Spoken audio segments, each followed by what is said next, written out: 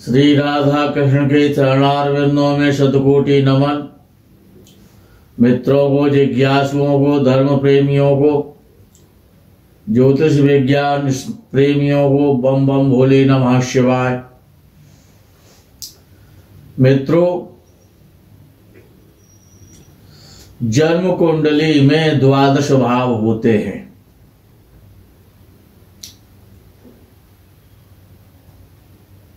एक हृदय के भाव होते हैं, एक जन्म कुंडली के भाव होते हैं। जैसे हृदय के भाव क्षण प्रतिक्षण बदलते रहते हैं, ऐसे ही जन्म कुंडली में भी और राशि कुंडली में भी। राशि कुंडली को चंद्र कुंडली भी कहते हैं, राशि कुंडली भी कहते हैं, हिंदू कुंडली भी कहते हैं। ये भावों का बड़ा महत्व है। अच्छा, भाव से ही सब कुछ प्राप्त होता है। जिसका भाव जैसा होगा उसकी भावना वैसी होगी, वैसे वो काम करेगा। अब विषय आता है कि 12 भाव कुंडली में 12 भाव हैं। ये 12 जो भाव है, यानी कि जो 12वां भाव है, ये बड़ा डेंजर होता है। ये इतना डेंजर होता है जैसे वाइपर और करैत जो नाग होते हैं, उनका कांटा पानी नहीं मांगता। ऐसे ही यदि किसी भी भाव का स्वामी उस भाव से जो 12 भाव में चला जाता है तो अपने भाव को ही खत्म करने पर लग जाता है। जैसे कि लगन का स्वामी 12 भाव में बैठ जाए तो लगन पीड़ित हो जाता है, सम्मान में कमी आ जाती है, स्वास्थ्य ठीक नहीं रहता है, तमाम प्रकार की परेशानियां आती हैं, राज्य से परेशानियां आती हैं, खर्चे बहुत बढ़ जाते हैं, धन से परेशानियां रहती हैं। और ये 12 भाव का स्वामी लगन में बैठ जाए तो वो भी खत्म हो जाता है। वो किसको खत्म कर लेता है कि वो लगन को खत्म कर देता है। चोट लगन पर ही पड़ती है। और हर भाव अपने में एक लगन है। हर भाव का 12 भाव उसको व्यय करने के लिए, खर्च करने के लिए बैठा हुआ है। जिस प्रकार से कि द्वितीय भाव का स्वामी या लगन में चला जाए तो व्यक्ति धन बहुत खर्च करता है। वो खर्च करता ही रहता है, वो मानेगा नहीं, ना वो सुनेगा। कुटुंब से पीड़ित रहेगा, धन की चिंताएं रहेगी। कुटुंबी जन उसके शत्रु रहते हैं, कुटुंबी जन उसका सहयोग नहीं करते। धन बचता नहीं है, धन की चिंता बनी रहती है। कितना ही धन आ जाए वो खर्च कर ही देगा।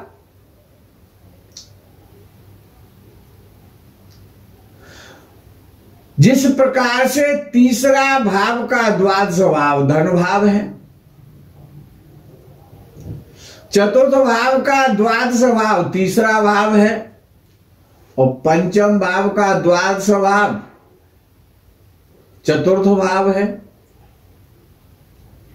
और षष्ठ भाव का 12 भाव पंचम भाव है।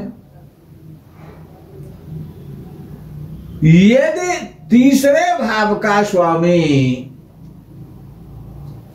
या दूसरे भाव का स्वामी तीसरे भाव में बैठ जाए, यानी तीसरे भाव से द्वादश भाव। द्वादश भाव कौन सा है? लगन से दूसरा भाव। किसका भाव?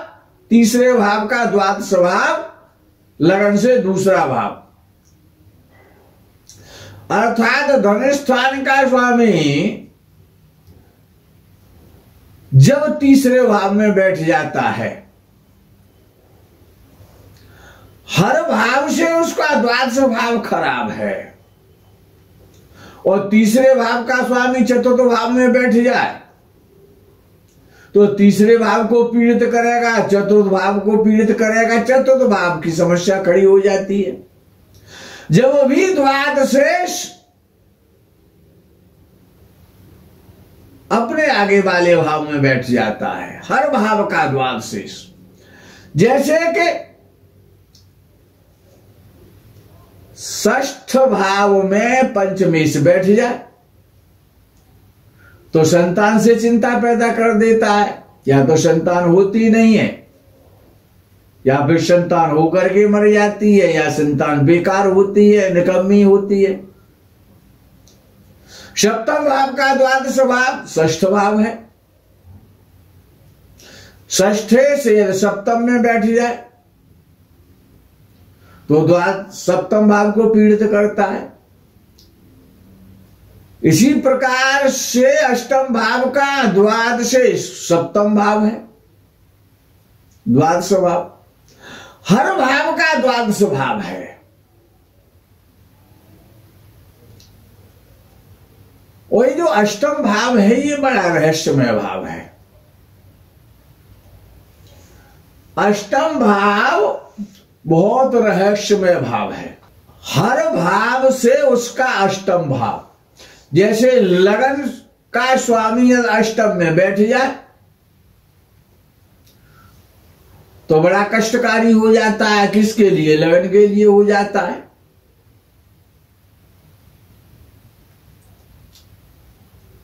दूसरे भाव का स्वामी यदि भाग्य स्थान में बैठ जाए तो दूसरे भाव को खत्म कर देता है।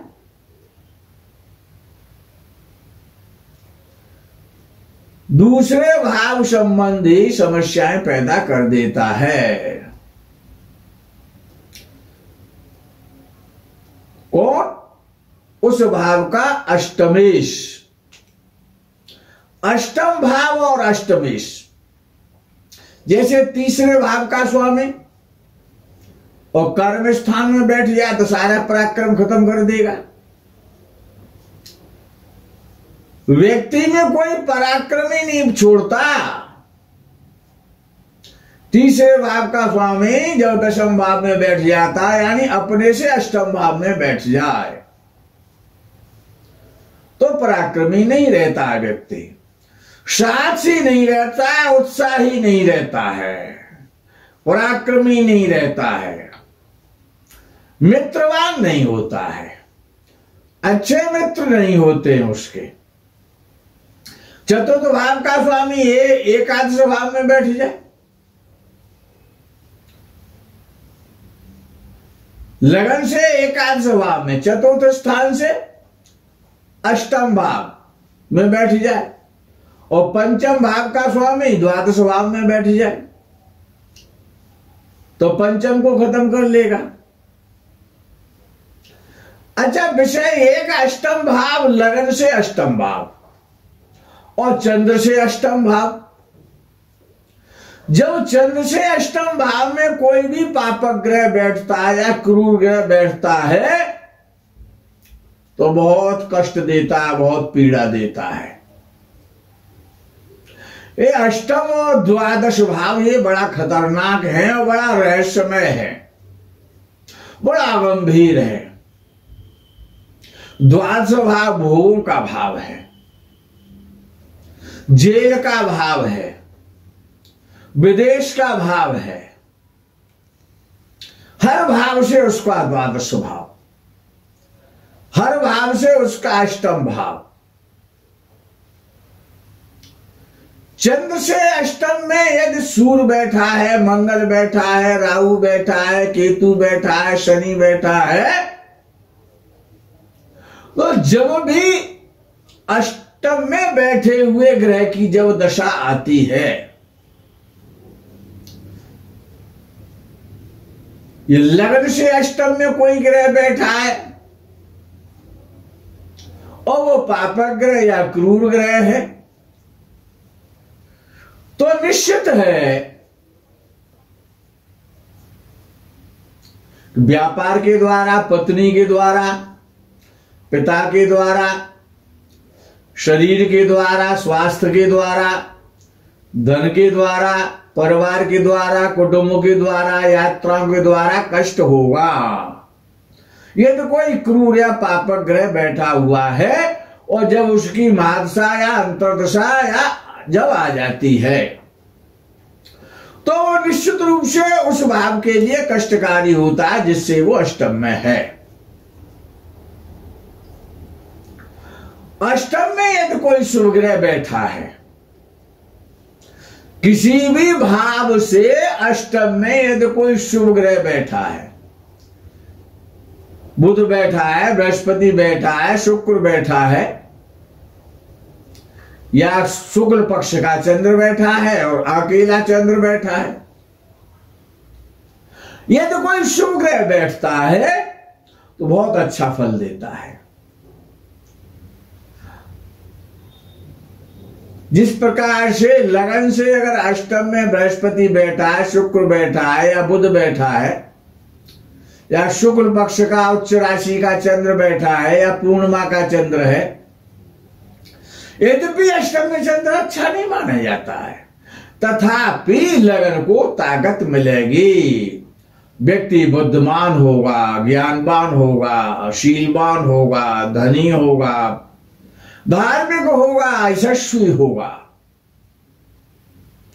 अच्छा, विषय ये कि ये जो तीन भाव है, विशेष रूप से छठवां भाव और आठवां भाव और 12वां भाव, ये विपरीत भाव कहलाते हैं।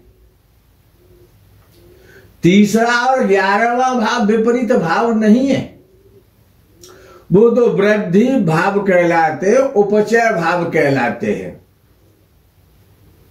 और ये अपचय कहलाते हैं। इनकी पाचन शक्ति कमजोर है, अपचय, इनको पचता नहीं है। जैसे कि कुत्ते को घी पिला दो तो उल्टी करता है, वॉमिटिंग करने लग जाता है, इनको कुछ पचता नहीं है, तो ये अपचय है। और तीसरा और 11वां भाव तो उपचय है, वृद्धि स्थान है। तो छठवें भाव में कोई ग्रह ना हो, लगन से छठवें भाव में कोई ग्रह ना हो और अष्टम भाव में कोई ग्रह ना हो, और भगवत कृपा हो जाए तो द्वादश भाव में भी कोई ग्रह ना हो। इससे बढ़िया और कुंडली कौन सी अच्छी हो सकती है? सबसे अच्छा योग है ये जीवन का कि 6, 8 और 12, षष्ठ भाव, अष्टम भाव और द्वादश भाव ये रिक्त हो, ग्रह से रहित हो, इनमें कोई भी ग्रह नहीं होना चाहिए। तो ये अपने में एक राजयोग है, महान राजयोग है। महान राजयोग ये कैसा है कि जब छठवें में कोई ग्रह नहीं है, अष्टम भाव भी रिक्त है, द्वादश में भी कोई ग्रह नहीं है, ऐसा बहुत कम कुंडलियों में देखा जाता है। तो ऐसा व्यक्ति संसार में जितने सुख होते हैं, भूमि का सुख है, भवन का सुख है, वाहन का सुख है, पुत्र का सुख है, मित्र का सुख है, समाज का सुख है, धन का सुख है, शरीर का सुख है, वस्त्रों का सुख है, आनंद लेने का सुख है, जितने प्रकार के सुख हैं। अच्छा, पहला सुख निरोगी का या दूसरा सुख घर में हो माया, तीसरा सुख सुताज्ञाकारी, चौथा सुख पतिव्रता नारी, पंचम सुख पंचन में बासा। ये समस्त प्रकार के सुख उसको मिलेंगे। पत्नी पतिव्रता होगी, स्वताज्ञाकारी होगा, शरीर से निरोग होगा,